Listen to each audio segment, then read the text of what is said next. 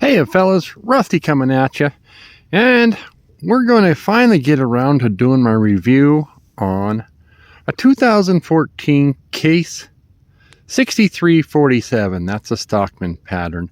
This one happens to be in, I want to say it's called brown moss. Maybe it's a moss brown. I can't remember exactly, but it's got this worm groove jigging and a brass, what we call a hot dog shield, otherwise known, I think we might call that case, might call it a bow tie shield. So take a peek at what we got here. We'll fold it up, get into the knife. So notice on that I had all three blades open, and which something I don't usually do anymore on my Stockmans. The only reason I'm doing it on this one is we have three springs. So the three springs, if you have a spring, one spring that operates two on the same edge, so if I open that and then I open this, it puts a lot of pressure on that spring.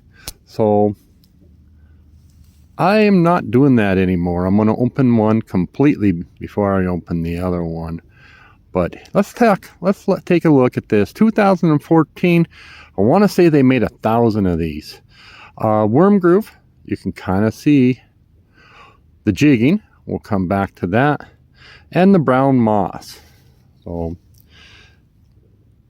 we'll get to the other side. The other side is a little bit different, but still pretty cool.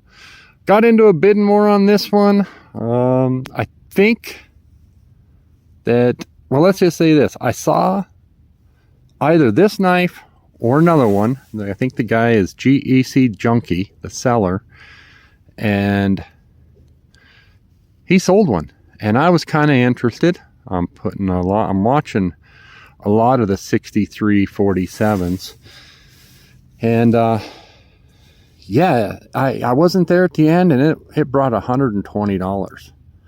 And I was kind of like, darn it. But I went, and about a week later, he had a knife back up for sale. Now, sometimes when these sellers come across, when they sell knives, they maybe come across some new old stock, or they get a couple. You know, what have I been seeing lately? But they'll get, let's say they get 2 or 3 of the same knife somehow. So I don't know if this was the one or if the deal fell through on the first one. And so I put in 120 in the last 30 seconds and ended up getting this for, I think, $112. I might have got free shipping, but excellent fit and finish across here. Now I'm looking at this, just dawned on me, yep, there's 6. So good blade snap. On the 47 pattern, you have to access the, what do we call that, sheep's foot, from the back side, the front side, the back side. There's your sheep's foot. And it's still, we got good, very little stepping, tiny bit.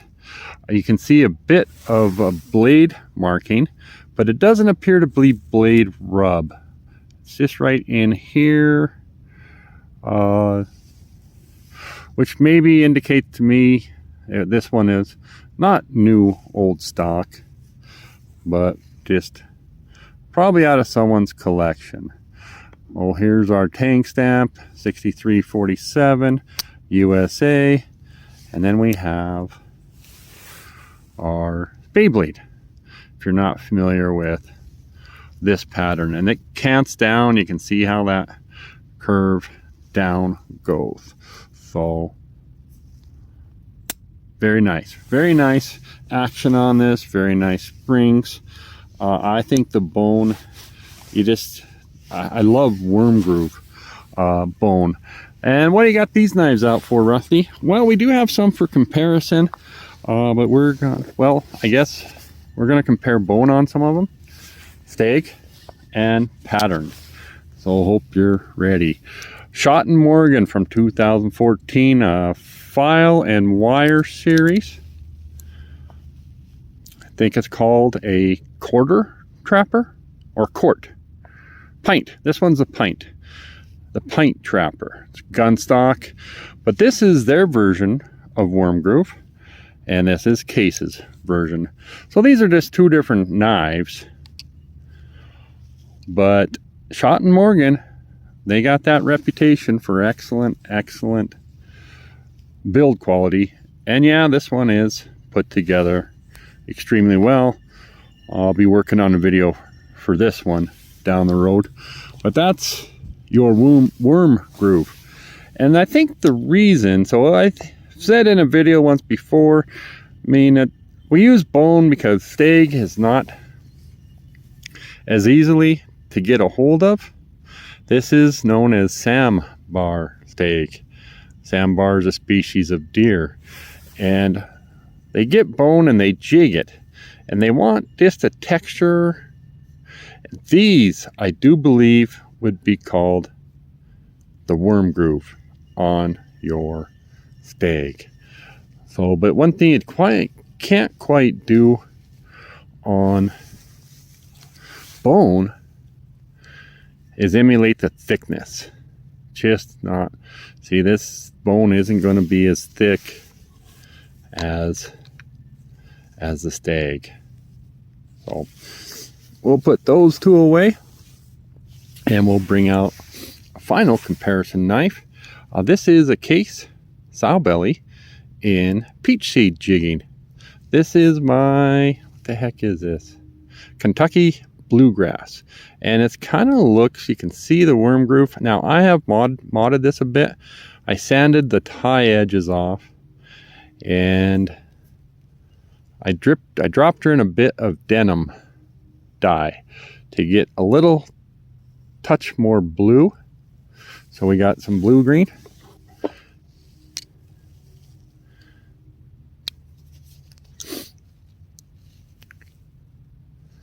Okay, and we'll kind of do a comparison.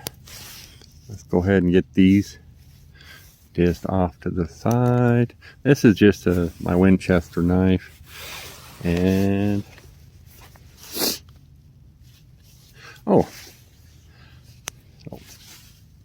now I can tell you in handling these, I know we're getting on there, so this next part's a little bit of, probably could be a separate video on a comparison between these two.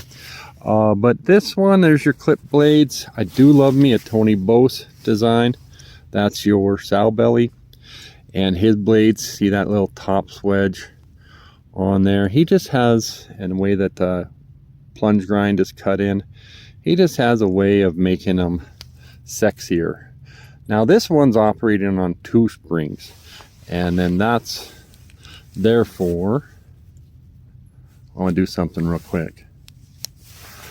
This is not as comfortable. Right here is catching me in my ring finger, and this doesn't have that issue. So I'm saying the blades are about the cutting edge and so on. It's just not as fancy looking, but you get the same cutting edge. But here we go. So if I'm going to go and open up both these other blades, they're running on this top spring. I'm going to open this one. See how it's bent? It's sticking out. Open it all the way before you open this one, and then you don't have pressure. See how that one's pressed up? If I bend that down, it's going to press that side up as well, and then you won't have that pressure. So if it comes to your Stockmans, just consider that. All right, so let's open. Now when we open the sheep's foot, it's on the same side. So I open the sheep's foot from that side. This one we quote unquote turn it around. And now we're looking at the sheep's foot blade. Both of them do cant down. And this is a Boss. This is comfy. You can see how that fits. And this is not uncomfortable. Now let's take a peek. It looks like very much the same size, very competitive overall. This has a benefit again of the 3 springs, which will also help with the blade, the way the blades come in.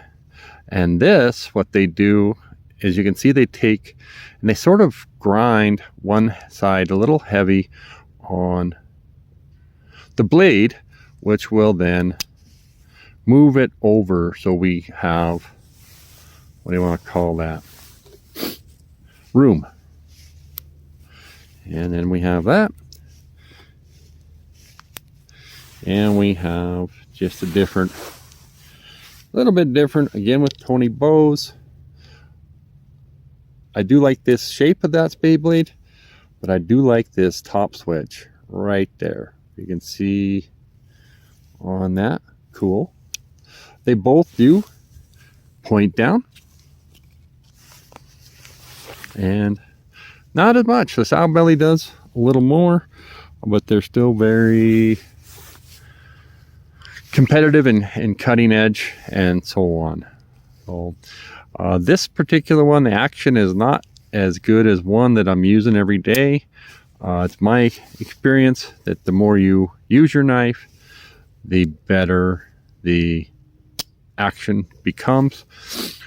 This particular knife, I am going to sharpen, I am going to carry. And one thing I did is I sort of, you can take a peek at these bolsters. I rubbed them with 8,000 grit paper, sandpaper. So it looks like a satin finish as opposed to a polished finish. There's your polished finish. I could maybe do the same on the back here. So anyways, guys, it's not about the sow belly. There's your 2014. Let me know what you think. 120 bucks for an 11-year-old knife. Brass shield, 1,000 made. And brown moss. They made about 6 patterns in brown moss. I'm going to shut her down. Thank you guys for joining me.